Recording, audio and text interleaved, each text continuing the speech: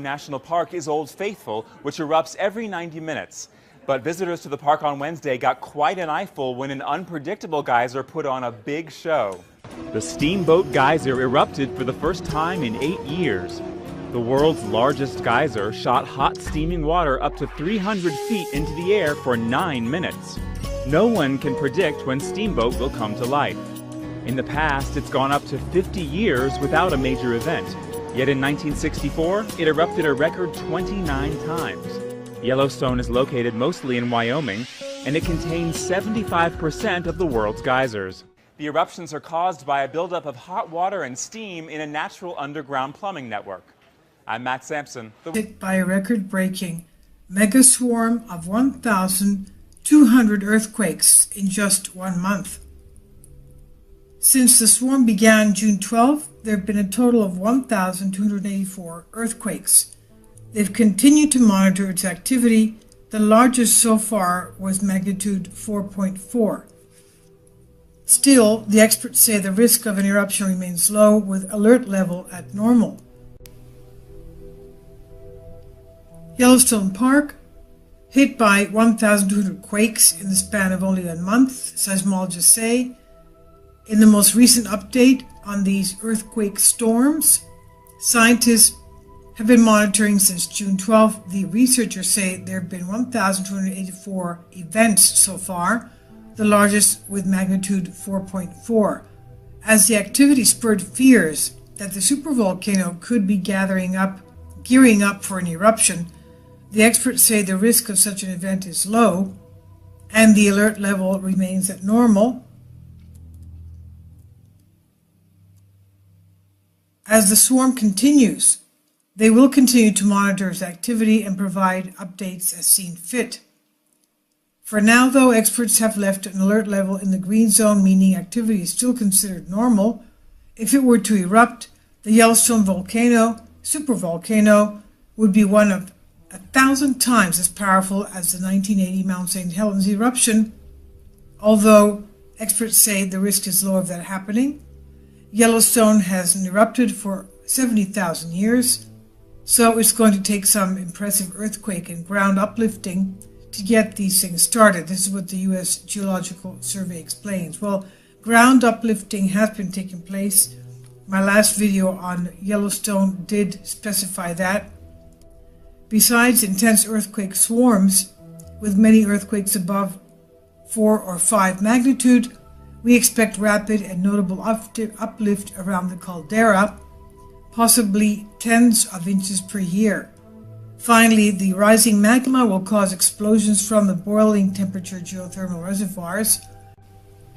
Even with explosions, earthquakes, notable ground uplift, the most likely volcanic eruptions would be the type that would have minimal effect outside the park itself.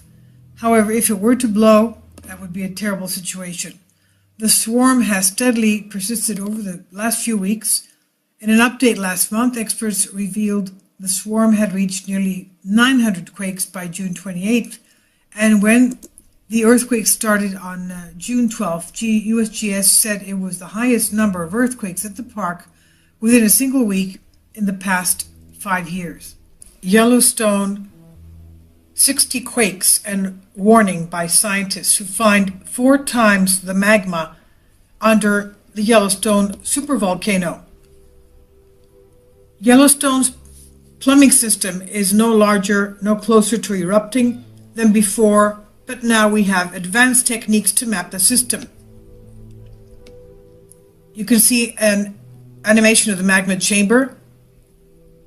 University of Utah seismologists discovered and made images of a reservoir of hot, partly molten rock 12 to 28 miles beneath Yellowstone supervolcano, and it's 4.5 times larger than the shallower, long-known magma chamber, so it's much larger than what they thought.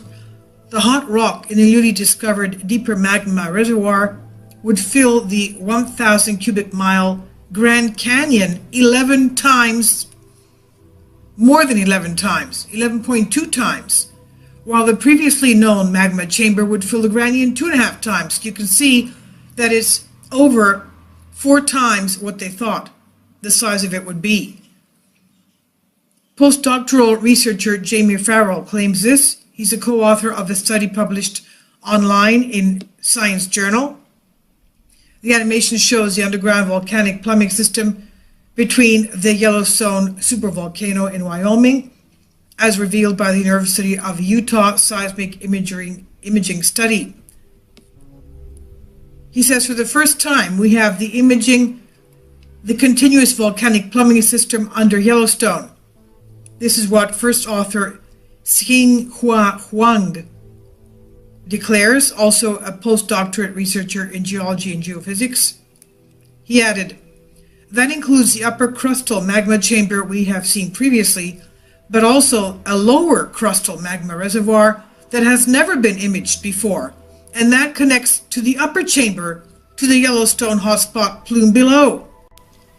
They also talk about the nature of the plume. He says, contrary to popular perception, the magma chamber and magma reservoir are not full of molten rock. Instead, the rock is hot, mostly solid and sponge-like, with pockets of molten rock within it.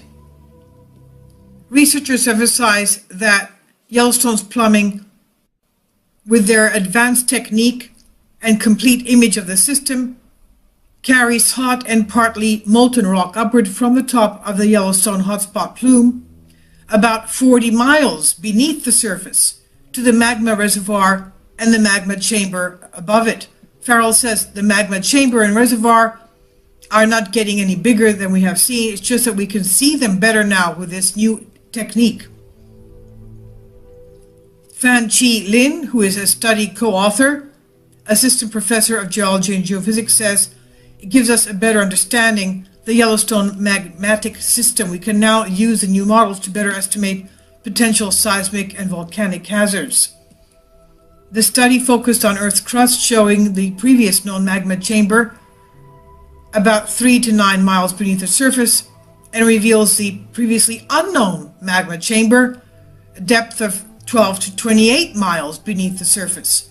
Beneath that is the Yellowstone hotspot plume, which brings hot rock up from deep within the Earth's mantle. Now here you have one of the older images of Yellowstone. You can see how huge it is compared to Mount St. Helens. And of course we have many other Yellowstone chambers in the area. This is the huge supervolcano that they're expecting to erupt. They say that there is a 10% chance that this will erupt in the very near future. 60 earthquakes struck Yellowstone in the past 2 days, and scientists warn that the supervolcano may blow. The unusual large number of powerful earthquakes that struck Yellowstone in 2 days caused scientists to fear that the supervolcano is about to erupt.